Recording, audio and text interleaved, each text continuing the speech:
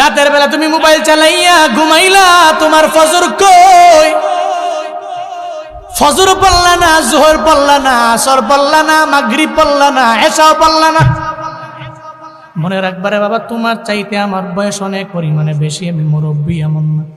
এখানে যে যুবকেরা আছে এদের মতোই তো আমার বয়স অনেক বেশি না।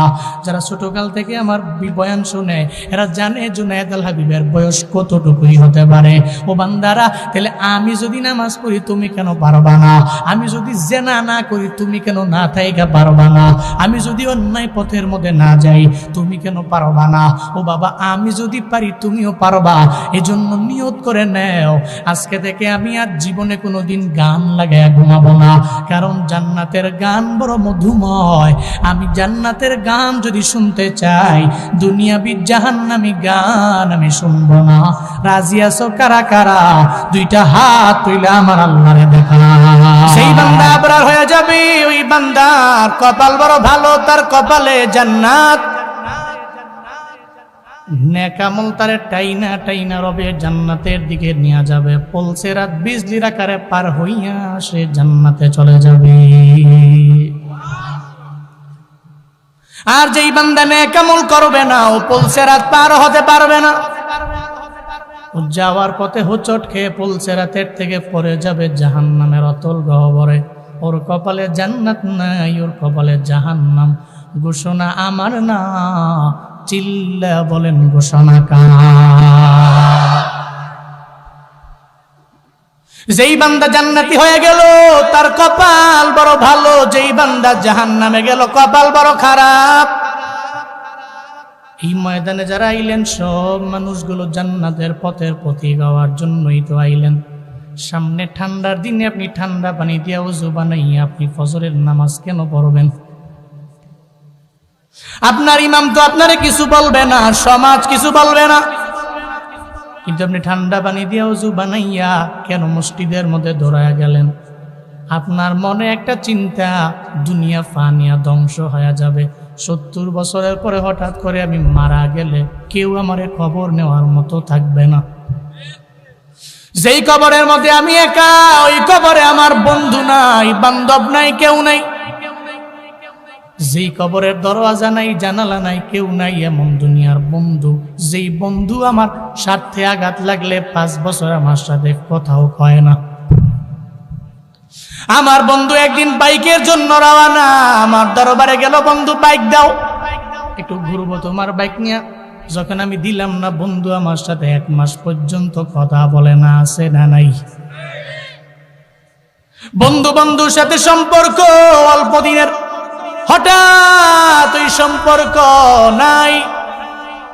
ও বান্দা, কবরে আমি যাব একা, আমার মাও যাবে না, আমার বাবাও যাবে না, আমার পরিবার যাবে না, আমার কেউ যাবে না। আমি বড় একা, কবরের মধ্যে আমার থাকা লাগবে আমার একা।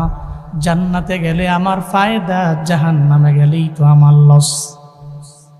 এই টাঙ্গাইলের মুসলমানেরা বলেন না, জান্নাতে গেলে কি আল্লাহর ফায়দা? হ্যাঁ, জান্নাতে গিয়েছো, আমার মাওলার কোনো ফায়দা নাই। তুমি জাহান্নামী হয়েছো, আমার রবের কোনো ফায়দা নাই। ও বান্দা, তুমি জান্নাতি হয়ে গেলে তোমার ফায়দা, জাহান্নামী হলে তোমারই লস। এই জন্য জান্নাতে গেলে আমার ফায়দা, জাহান্নামে গেলে আমার লস। আমার আল্লাহর কোন বিন্দু মাত্র পরিমাণ কোনো প্রফিটও নাই, লসও। আল্লাহর যেখানে লাভও নাই, আমার মাওলার লসও নাই। ও বান্দারা, তাইলে কেন আমরা চলার পথে, কেন আমরা চলার পথে জান্নাতের পথের পথিক আমরা কেন হব না? আল্লাহ কয়, আমি আল্লাহ টিম বানাইয়া দিলাম 2টা, আমি আল্লাহ দল বানাইলাম 2টা, আমি আল্লাহ সাবিল বানাইলাম 2টা, আমি আল্লাহ ফারিক এবং রোড বানাইলাম 2টা। ও বান্দারা, তুমি যদি ডানে যাও তাহলে জান্নাতি হয়ে যাবা, যদি বামে যাও তাহলে জাহান্নামী হয়ে যাবা। আর যদি জান্নাতে চলে যাও তাহলে কত পরিমাণে ফায়দা হবে জানোনি? আমার রবের মুলাকাত তুই জান্নাতের মধ্যে পাওয়া যাবা। জান্নাতি যদি না হও তাহলে জীবনেও কোনোদিন আমার রবের মুলাকাত পাওয়া যাবে না। আল্লাহর মুলাকাতের জন্য দুনিয়ার মানুষেরা বড় পাগল। রবের মুলাকাত আমার লাগবে, এই চিন্তা নিয়ে নিয়ে মানুষ আগে যায়, রবের মোলাকাত পাওয়ার জন্য মানুষগুলো বড় পাগল পাড়া হয়ে যায়। টাঙ্গাইলের মুসলমান, আমায় বলেন না, আমার রবের যদি আমি পাওয়া যাই তাহলে কিছু লাগবে? লাগবে? কিছু লাগবে না আমার। আল্লাহ যাদেরকে জান্নাতে দিবেন, ওই জান্নাতের মধ্যে বান্দারা যাওয়ার পর হঠাৎ করে গায়ে থেকে একটা আওয়াজ আসবে, আসসালামু আলাইকুম ইয়া আহলাল জান্নাহ। সালাম দিবে আল্লাহ, এই জান্নাতবাসী তোমাদেরকে সালাম। জান্নাতবাসীরা অবাক হয়ে যাবে, কে সালাম দিল? আল্লাহ বলবে, যেই মাওলারে পাওয়ার জন্য তোমরা নামাজ পড়লা, রোজা রাখলা, আমল করলা, আমি তোমাদের সেই মালিক, আমার পক্ষ থেকে আজকে তোমাদের সবাইরে সালাম। জান্নাতীরা বড় অবাক হয়ে যাবে, আল্লাহর পক্ষ থেকে আমাদের নিকট সালাম। ওই সালাম পাইয়া পুরো জান্নাতবাসীরা বড় অবাক হয়ে যাবে। সালামকে দিল, আল্লাহ বলবে, আমি দিলাম আমার পক্ষ থেকে আমার বান্দাদের আমি সালাম দিলাম। এবার সব জান্নাতীরা সালাম পেয়ে সঙ্গে সঙ্গে আল্লাহ জিজ্ঞাসা করবে, এই জান্নাতীরা, আমি আল্লাহ দুনিয়াতে যা যা ওয়াদা দিলাম তা পাইলা নাকি? জান্নাতের মধ্যে সব আমি আল্লাহ দিলাম কিনা? জান্নাতীরা বলবে, ও আল্লাহ, জান্নাতের মধ্যে আইলাম। দল হয়ে যাবে দুইটা। এক দল বলবে, আল্লাহ আপনি যা ওয়াদা করলেন সব আমরা জান্নাতের মধ্যে পেয়ে গেলাম। তবে আল্লাহ গো, আর একটা দল আছে, তারা বলবে আমরা পাই নাই। তারা হলো একদল উলামা।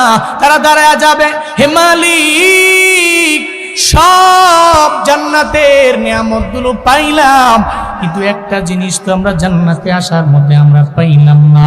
কি পাইলা না বলো না? বললে, আমরা তো জানে মদিনাওয়ালা নবী বয়ান করলেন, সাহাবায়ে কেরাম নিয়া, নবী সাহাবায়ে কেরাম নিয়ে বয়ান করতে লাগলেন। এই সাহাবায়ে কেরামেরা, এই যে রাতের বেলা দেখো পূর্ণিমার চাঁদটা ক্লিয়ার দেখা যায় কিনা? কয়, ও পয়গম্বর ক্লিয়ার দেখা যায়। ওই চাঁদটা যেমন ক্লিয়ার দেখা যায়, জান্নাতে গেলে আমার আল্লাহরে আরো ক্লিয়ার সামনে থেকে তোমরা দেখতে পাবা, আরো ক্লিয়ার দেখতে পাবা। শুধু তাই না, মদিনাওয়ালা নবী বললেন, আমার রবের মুলাকাত তোমরা পাইবা যদি দুইটা আমলের প্রতি গুরুত্ব দেয়। কোন দুইটা আমল? এক নাম্বার সূর্যোদয়ের আগের নামাজ, আর একটা হলো সূর্যাস্তের আগের নামাজ। সূর্যোদয়ের আগের নামাজ ফজরের নামাজ, সূর্যাস্তের আগের নামাজ আসরের নামাজ। এই দুইটা নামাজের গুরুত্ব যদি আমার উম্মতেরা দিতে পারে, তাহলে আমার রবের সাথে এদের মুলাকাত হয়ে যাবে, রবের সাথে এদের পরিপূর্ণ সাক্ষাৎ হয়ে যাবে। শুধু তাই না রে বাবা, এই ফজর এবং আসরের নামাজ যেই বান্দা কাজা করে না, গুরুত্ব দিয়া পড়ে, এই হাদিস দ্বারা বোঝা যায় আল্লাহ পাক রব্বুল আলামিন এই বান্দারে তার সাক্ষাৎ দিয়ে দিবে। চিল্লা পড়া যাবে কি মারহাবা? আল্লাহর মুলাকাত পেয়ে যাবেন। ফামান কানা ইয়ারজু লিকা রাব্বিহি فليعمل عملا صالحا ولا يشرك بعبادة ربه أحدا। আল্লাহ কয়, বান্দারা, আমি রবের মুলাকাত পাওয়ার জন্য কাজ করা লাগবে দুইটা। এক নাম্বার ফালিয়ামাল আমালান সালিহা, এক নম্বরে নেক আমলের মাত্রা বাড়ায় দেওয়া লাগবে। নামাজ রোজা নেক আমলের মাত্রা বাড়ানো লাগবে, ইবাদতের মাত্রা বাড়ায় দেওয়া লাগবে। আল্লাহ কয়, বান্দা, তুই যদি আমি রবের নেক আমলে নিজের শামিল করো, শুধু তাই না, আমি আল্লাহর নেক আমল করার পর তুই যদি শিরকের গুনাহ থেকে নিজেরে বাঁচায় নাও, মাজারের মধ্যে সিজদা না দাও, তুই যদি চলার পথে গাছের পূজা না করো, মাছের পূজা তুমি যদি না করো, এক আল্লাহর কুদরতি পায়ের মধ্যে যদি বান্দা তুমি সিজদা দাও, আল্লাহ কয় এই দুইটা নেক আমল করার কারণে আমি আল্লাহ তোমাকে আমার সাক্ষাৎ আমি আল্লাহ দিয়ে দিব। তুমি আমি রবের মুলাকাত পেয়ে যাবা। রবের সাক্ষাৎ যদি পাওয়া যায়, তাহলে তো জান্নাতে আর জাহান্নামে যেখানেই যাই না কেন, আল্লাহর সাক্ষাৎ যদি পাওয়া যায়, তাহলে এই পৃথিবীতে আর আখিরাতে আমার আর কিছু লাগবে না, ঠিক কিনা? আল্লাহরে পেয়ে গেলেই আমার হয়ে গেল। মাল্লাহুল মাওলা ফালাহুল কুল, আল্লাহ যার মাওলা সব তার হয়ে গেল। আল্লাহ যার হয়ে গেল পৃথিবীর সব তো ওই বান্দার জন্য হয়ে গেল। আল্লাহ যার হয়ে গেল সব তার জন্য হয়ে গেল। এবার উলামারা জানায় দিবে, হ্যাঁ আল্লাহ, আপনি তো আপনার মুলাকাত জান্নাতের মধ্যে দিলেন না, আগে তো আপনার মুলাকাত পাওয়া লাগবে, আপনার সাক্ষাৎ পাওয়া লাগবে। আল্লাহ বলবে, এই উলামারা বড় চালাক হয়ে গেল। একদল লোকেরা বলে লাগবে না, আর একদল লোকেরা বলে, ও আল্লাহ, নিয়ামত তো আপনি সব দিছেন, একটা দেন নাই, কি সেটা? বলে আপনার মুলাকাত। অসুবিধা নাই, তোমাদের জন্য আমি আল্লাহ একটা মাহফিলের ব্যবস্থা করব। সুবহানাল্লাহ পড়বেন না? এই দুনিয়ার মধ্যে তোমরা মাহফিল শুনে শুনে অভ্যস্ত ছিল আমার বান্দারা।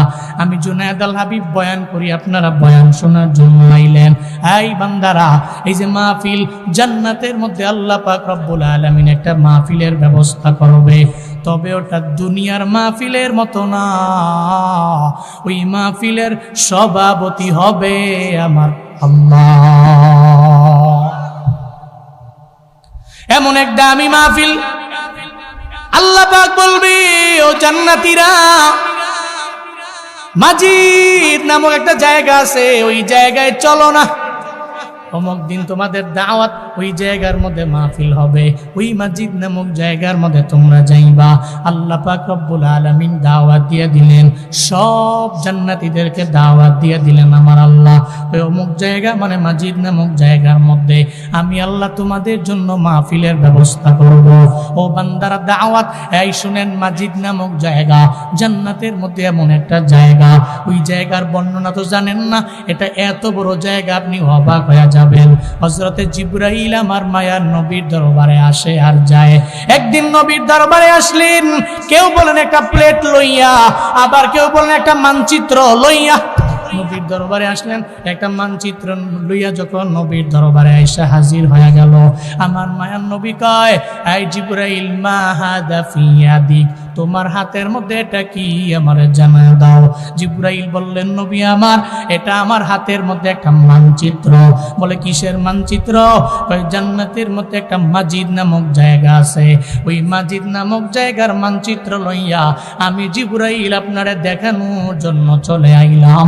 চিল্লা পড়া যাবে কি সুবহানাল্লাহ? একটা মানচিত্র নিয়ে আইলাম। মায়ার নবী বলে, ও জিবরাইল, মানচিত্র নিয়ে আইলা, মসজিদ নামক মানচিত্র কেন নিয়ে আইলা? এটা দেখানোর জন্য দাও। সঙ্গে সঙ্গে জিবরাইল বলতে লাগলো, ও পয়গম্বর, এই মসজিদ নামক জায়গা আপনার উম্মতের জন্য আল্লাহ মায়া করে বানাইছেন। এই জান্নাতের মধ্যে এমন একটা জায়গা, যেই জায়গার মধ্যে আপনার উম্মতের লইয়া, দুনিয়ার সব জান্নাতবাসী লইয়া আমার আল্লাহ একটা মাহফিল করবে। এই মসজিদ নামক জায়গা কত, এটার স্পেস আপনার বিন্দুমাত্র পরিমাণ কোনো ধারণাও নাই। জিবরাইল নবী বললেন, জিবরাইল, তুমি আমারে জানায়া দাও, এত বড় জায়গা, কত বড় জায়গা তুমি আমারে বলো না। জিবরাইল ডেকে বলে, পয়গম্বর, আল্লাহ পাক আমারে 600 ডানা দিলেন। এই 600 ডানার এত পরিমাণে পাওয়ার, একটা ডানার এত পরিমাণে পাওয়ার, আমি যদি পুরা দুনিয়াটারে আমার ডানার মধ্যে লইয়া আসমান থেকে যদি আমি উড়ে মারি, তাহলে পুরা দুনিয়াটা ভেঙ্গে চুরমার হয়ে যাবে। এরপরও আমার ডানা জীবনেও দুর্বল হবে না। এত পরিমাণে পাওয়ারওয়ালা আমার ডানা।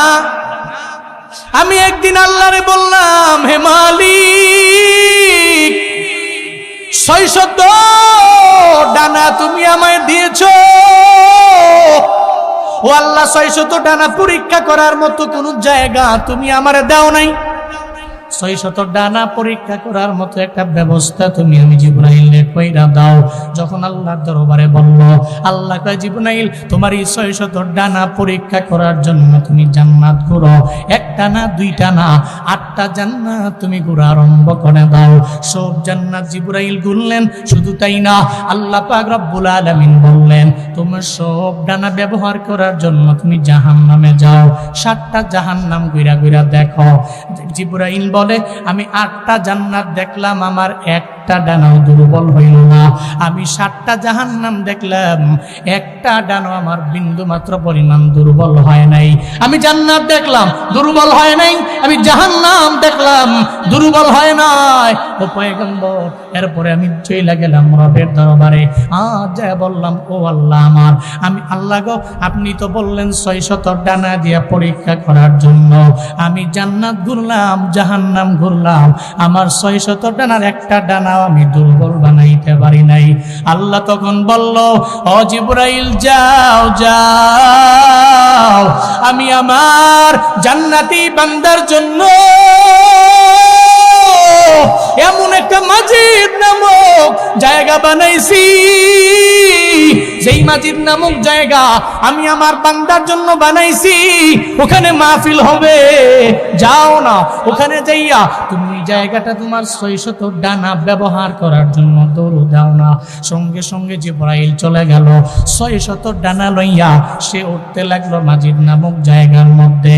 একটা পর্যায়ে একটা ডানা দুর্বল হয়ে পড়ল, এরপরে আবার দ্বিতীয় ডানা ব্যবহার করলো, দ্বিতীয় ডানাটাও দুর্বল হয়ে পড়ল, এরপরে আবার তৃতীয় ডানা, ওই তৃতীয় ডানাটাও দুর্বল হয়ে পড়ল। এরপরে জিবরাইল কয়, ও পয়গম্বর, আমি চলতে চলতে এমন একটা হালাতে আমি আমার 100 ডানা ব্যবহার করে ফেললাম, এরপরেও মাজিদ নামক জায়গাটা আমি শেষ করতে পারলাম না। আমি চলতে লাগলাম, চলতে চলতে আমার 200 ডানা আমি ব্যবহার করলাম, এরপরেও শেষ করতে পারলাম না। আমি চলতে চলতে আমার 300 ডানা আমি ব্যবহার করলাম, এরপরেও শেষ করতে পারলাম না। এরপরে আবার আমি গেলাম, আমার 400 ডানা ব্যবহার করলাম, শেষ করতে আমি পারলাম না। আমার 500 ডানা ব্যবহার করলাম, এরপর আমি শেষ করতে পারলাম না। আমার 600 ডানা ব্যবহার করলাম, এরপরেও মাজিদ নামক জায়গাটা আমি শেষ করতে পারলাম না। আমি নিরুপায় হয়ে গেলাম, রবের দরবারে গিয়ে সিজদার মধ্যে পইরা বললাম, রে আল্লাহ, এমন এক জায়গায় পাঠাইলেন যেই জায়গার মধ্যে 600 ডানা দিয়ে ঘুরাও শেষ করতে পারি নাই। আল্লাহ তখন বলল, ও জিবরাইল, তুমি যে তোমার 600 ডানা ব্যবহার করে মাজিদ নামক জায়গায় ঘুরলা, মনে রাখবা এই মাজিদ নামক জায়গায় 600 ডানা লইয়া তোমার সব ডানাগুলো দুর্বল হয়ে পড়ল, শেষ করতে পারলা না। তুমি মাজিদ নামক জায়গার একটা কোনাও এখনো শেষ করতে পারো নাই। চিল্লায়া পড়া যাবে কি মারহাবা। মাজিদ নামক জায়গা সব জান্নাতীদের মাহফিলের জায়গা। সুবহানাল্লাহ পড়বেন না? ও আল্লাহ, ওই জান্নাতের একজন শ্রোতা আমি আমারে আপনাদের সবাইরে আল্লাহ তুমি বানায়া দাও। চিল্লায়া পড়েন আমিন। আমারে বানাও আল্লাহ, সবাইরে বানাও, ওই জান্নাতের শ্রোতা হওয়ার মতো তৌফিক তুমি প্রত্যেককে দান করো। জোরে পড়েন না আমিন।